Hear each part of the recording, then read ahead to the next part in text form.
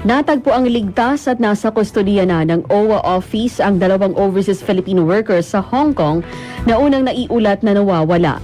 Sinabi ni Department of Migrant Workers Secretary Hans Leo Kakdak na nakatakdang i-repatriate ang dalawang OFW.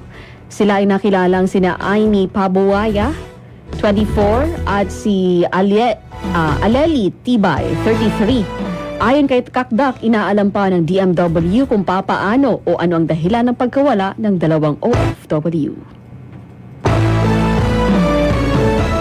Tiniyak ni Senator Bam Aquino ang pondo para sa 3.5 milyon na mga benepisyaryo ng libreng kolehiyo law sa 2026 national budget. Hinimok ni Aquino ang CHED na maglabas ng malinaw na schedule para sa scholarship at target na bilang ng mga benepisyaryo. Ito ay upang magabayan ng Senado sa pagmonitor at paglalaan ng sapat na pondo para sa epektibong pagpapatupad ng batas sa mga susunod na taon. Posible ang dagdag bawas sa presyo ng produktong petrolyo sa susunod na linggo.